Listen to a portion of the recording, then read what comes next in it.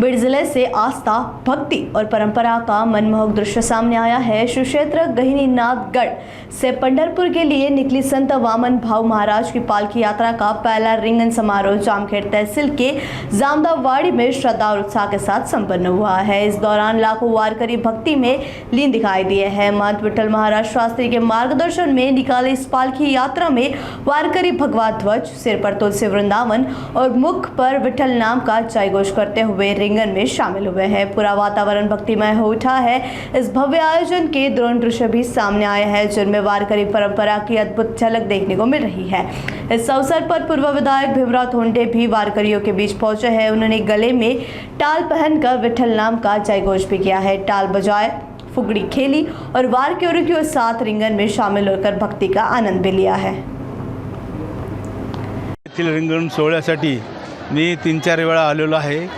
गहिनीनाथ गडाची दिंडी हे महाराष्ट्रातील सर्वात मोठी दिंडी आहे। यावेळेस जवळपास 2 लाखापेक्षा जास्त लोक दिंडीमध्ये सहभागी झालेले आहेत। अनेक ठिकाणचे, अनेक जिल्ह्यातून लोक आलेले आहेत। महिला मंडळी मोठ्या संख्येने आलेल्या आहेत। त्यामुळं आपली ही दिंडी थाटामाटाने पंढरपूरला जाणार आहे। पंढरपूरला 23 तारखेला मी दरवर्षी पंगत देतो। आपली महाप्रसादाची पंगत असते।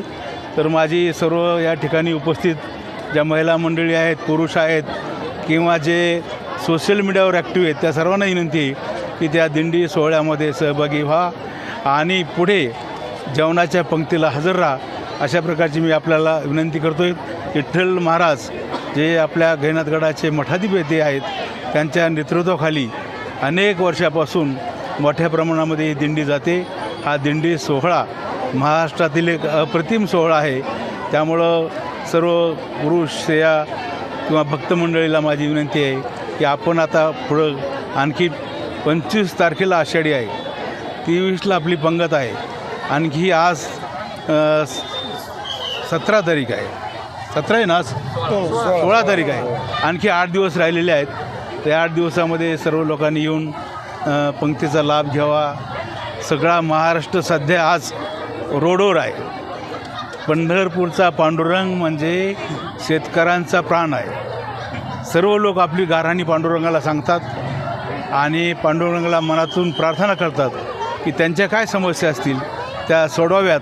आणि परमेश्वराला मी प्रार्थना करतो की जेवढे वारकरी येतील त्यांच्या जेवढ्या समस्या असतील तेवढ्या पांडुरंगाने सोडवाव्यात। आणि पाऊस पाणी नाही आहे, तर यावर्षी पाऊस लांबलेला आहे, तर पांडुरंगाच्या चरणी प्रार्थना आहे की पाऊस पाणी चांगला येऊ दे।